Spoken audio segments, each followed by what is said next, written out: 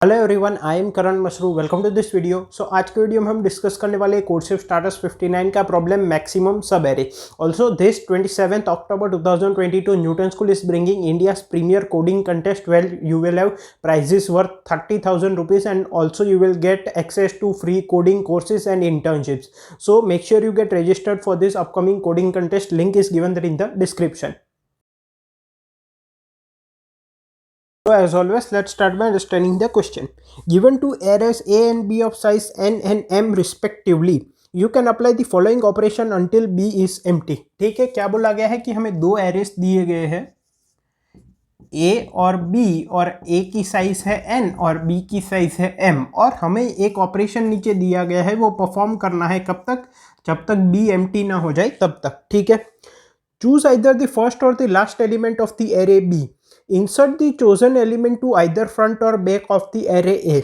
Delete the chosen element from the array B. ठीक है, हर एक ऑपरेशन में हमें क्या करना है? हमारे पास जो एरे B है उसका या तो फर्स्ट या तो लास्ट एलिमेंट सिलेक्ट करना है फर्स्ट स्टेप में। फिर सेकंड स्टेप में हमें हमारा जो एरे A है उसमें जो सिलेक्टेड एलिमेंट है या तो एंड में अपेंड करना है या स्टार्टिंग में अपेंड करना है, और थर्ड स्टेप में जो भी हमने एरे B में से एलिमेंट सिलेक्ट किया है उसको B में से निकाल देना है। ठीक है, मतलब कि हर एक ऑपरेशन के बाद B की साइज 1 से कम होती जाएगी और A की साइज 1 से बढ़ती जाएगी।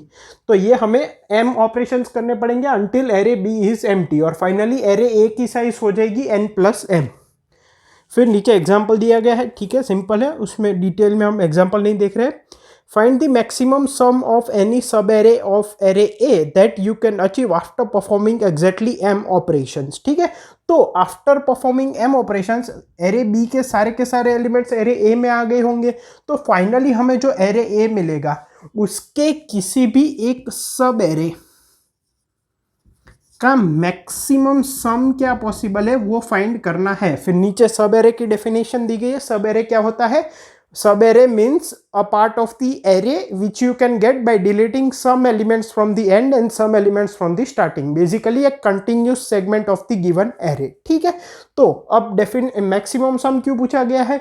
बिकॉज हर एक ऑपरेशन में हम फर्स्ट या लास्ट एलिमेंट B का सिलेक्ट कर सकते हैं। दो ऑप्शन है, अगेन सिलेक्ट करने के बाद उसको हम एरे A के स्टार्टिंग में और एंड में डाल सकते हैं। अगेन वहां पे दो ऑप्शन है, तो काफी वेरिएशंस हो सकते हैं। डिपेंडिंग अपॉन दैट हमें जो फाइनल एरे A मिलेगा वो भी डिफरेंट होगा, and so the maximum sum of an subarray could very.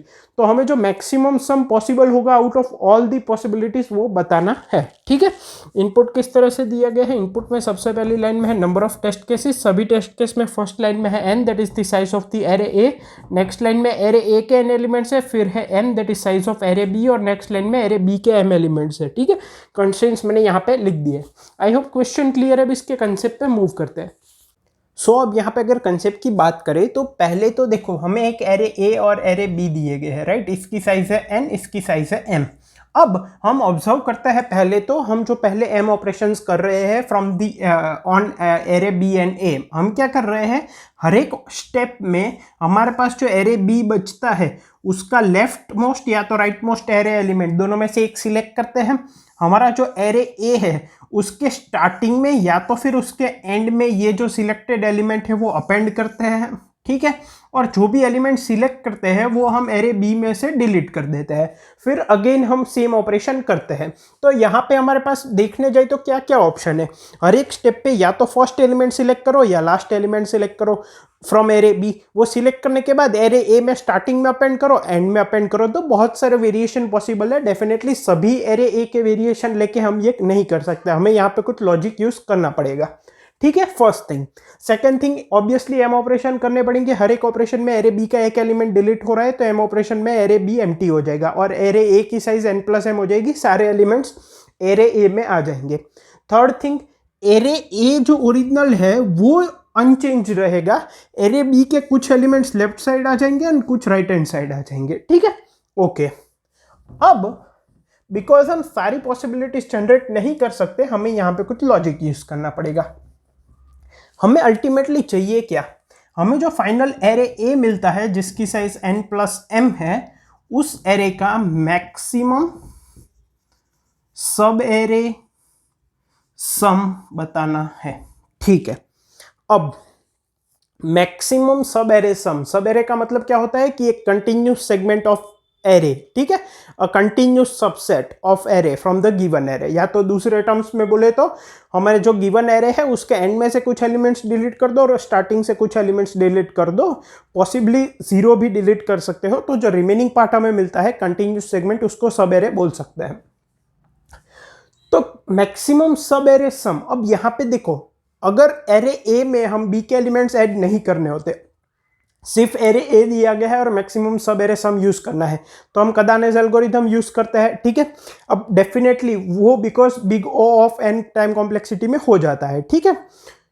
अगर हम बात करें नॉर्मल एल्गोरिथम की, तो हम बेसिकली करना क्या है कि सभी सब एरेस के सम निकालने हैं और जो मैक्सिमम है वो रखना है। यहां पे हम कदानेस एल्गोरिथम के प्रूफ में नहीं जाएंगे कि वो बिग ओ ऑफ एन में कैसे वर्क करता है, ठीक है, वो यहां पे कोर लॉजिक भी नहीं है, बट ठीक है, कोर लॉजिक यहां पे ये है कि हर एक स्टेप पे बी का कोई भी एलिमेंट है, उसको कौन सा एलिमेंट लेना है, स्टार्टिंग का, एंड का, स्टार्टिंग में ए के अपेंड करना है या एंड में अपेंड करना है।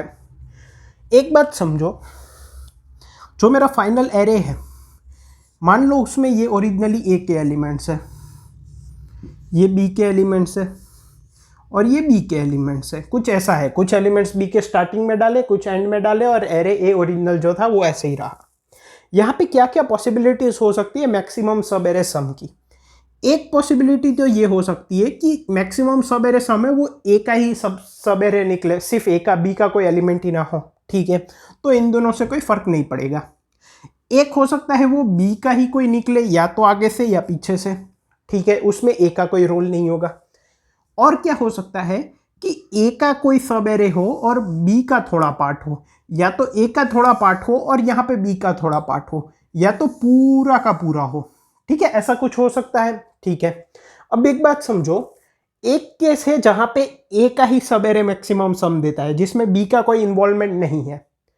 दूसरा केस ये है, जैसे कि ये है, जिसमें ए का भी थोड़ा पार्ट है और बी का भी थोड़ा पार्ट है। अब एक बात क्लियरली समझो, यहां पे अगर मैं बी के कुछ एलिमेंट्स को इसमें ऐड कर रहा हूं, तो मैं चाहूंगा कि वो वैल्यू एडिशन ही करे, तभी मैं उसको उस सब एरे में ऐड करूंगा।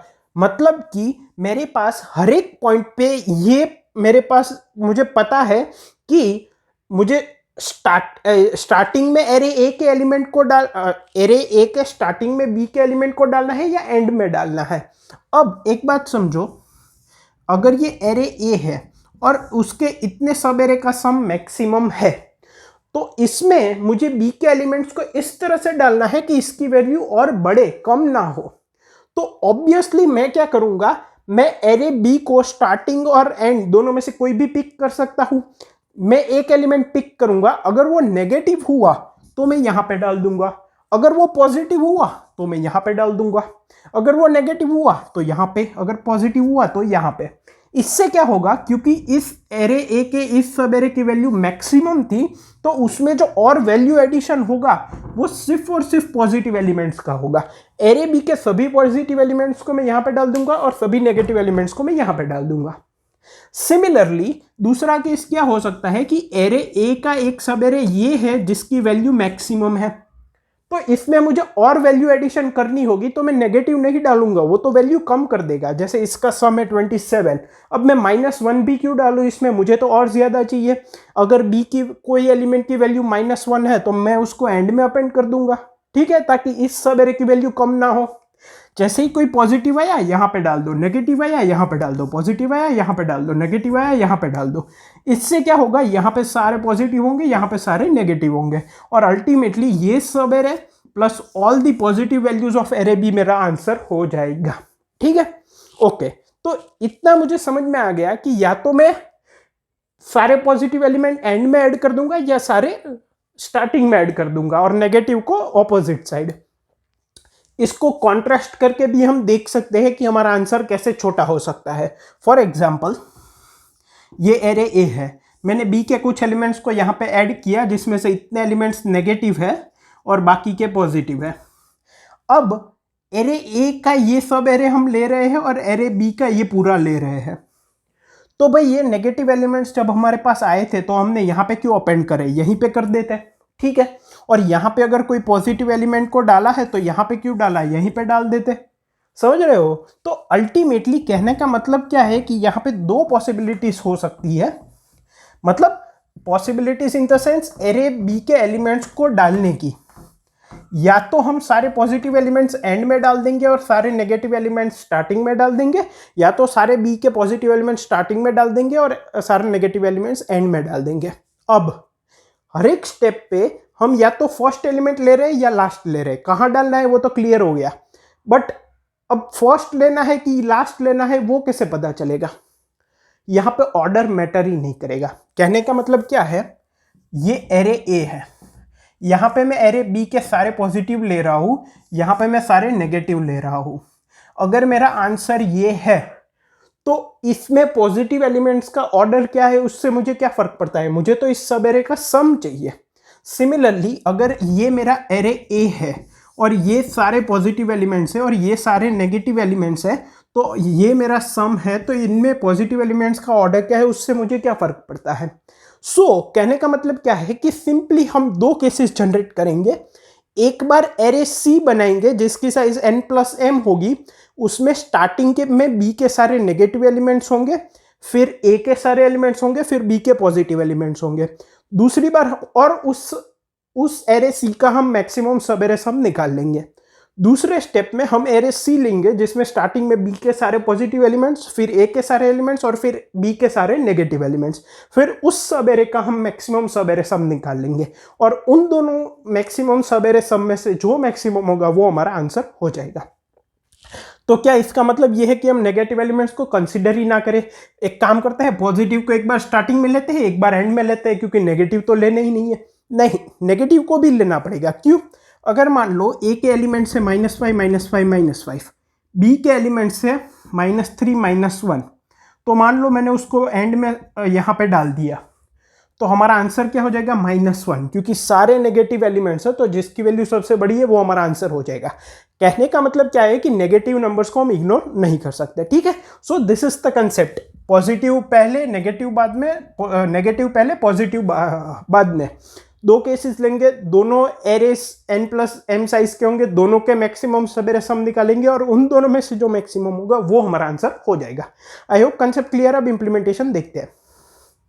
इम्प्लीमेंटेशन की बात करें तो एक बार हम एरे सी लेंगे जिसमें n+m एलिमेंट्स होंगे और पहले b के सारे नेगेटिव एलिमेंट्स होंगे।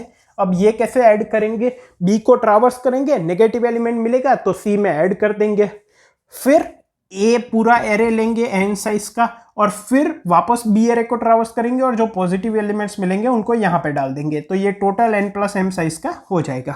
ठीक है, दो वेरिएबल लेते हैं, आंसर 1 और आंसर 2। एक वेरिएबल s लेते हैं जिसमें हम सम स्टोर करेंगे। ठीक है, नाउ कदानेस एल्गोरिथम क्या कहता है कि पूरे एरे को ट्रावर्स करो, मतलब i = 0, i n + m, i++। जिनको नहीं पता है, Kadane's algorithm is used to find the maximum subarray sum of a given array in big O of n, size of the array, time complexity. ठीक है, of course हम इसके proof में यहाँ पे नहीं जा रहे कि ये क्यों वर्क करता है, because then it would be another video, okay, another topic. Kadane's algorithm क्या कहता है कि एरे को ट्रावर्स करो, करंट एलिमेंट को ऐड कर दो, फिर आंसर के साथ उसकी मैक्सिमम वैल्यू को अपडेट कर दो। Answer 1 = maximum of answer 1, s। If s is less than और इक्वल टू 0, मेक s = 0। यहां पे हम सम को 0 क्यों करते हैं? देखो थोड़ा सा मैं बता देता हूं। ये मेरा एरे c है, मैंने इस सब एरे का यहां मान लो मेरा s 0 हो गया था। ठीक है, यहां से मैंने एलिमेंट्स को ऐड करना स्टार्ट किया, s = s + c of i। जब मैं यहां पे आया तो वापस मेरा s नेगेटिव हो गया। अब एक बात समझो, नेगेटिव वैल्यू जो है वो आगे हम किसी में ऐड करेंगे तो ओवरऑल वैल्यू डिक्रीज ही करेगी, फिर चाहे वो पॉजिटिव हो या नेगेटिव हो। जैसे कि नेक्स्ट वैल्यू है 100 और ये नेगेटिव वैल्यू है -5, तो टोटल सम हो जाएगा 95। उससे बेटर क्या है, सिर्फ 100 को ले लो, वो ज़्यादा मैक्सिमम है, इसीलिए हम सम को 0 कर देते हैं। अब इसी की जगह अगर मान लो -2 होता तो -2 और -5 -7 हो जाता। उससे अच्छा है सिर्फ -2 ले लो। कहने का मतलब क्या है कि सम अगर लेस देन इक्वल टू 0 है तो आगे कैरी फॉरवर्ड करने की जरूरत नहीं है, तो सम को 0 कर दो, तो इससे हमें आंसर 1 की वैल्यू मिल जाएगी। अब हम एरे सी को वापस चेंज करेंगे, जिसमें कि सबसे पहले बी के सारे पॉजिटिव एलिमेंट्स होंगे, फिर एरे ए होगा और फिर बी के नेगेटिव एलिमेंट्स होंगे। अब वापस ये सिमिलर प्रोसीजर होगी और आंसर 2 वेरिएबल यूज करेंगे हम आंसर 1 की जगह, और यहाँ पे f की वैल्यू 0 कर देंगे पहले, और फिर मैक्सिमम ऑफ आंसर 1 को आंसर 2 को प्रिंट कर देंगे। ठीक है, इससे हमें हमारा आंसर मिल जाएगा। टाइम कॉम्प्लेक्सिटी क्या होगी, big O of n+m into number of test cases, that would be equal to 2 into 10⁶, जो कि गिवन टाइम में इजीली हो जाएगा। आई होप आपको क्वेश्चन, कंसेप्ट, इंप्लीमेंटेशन तीनों क्लियर है। इसका सोल्यूशन कोड मैंने कमेंट्स में प्रोवाइड किया है। Thank you.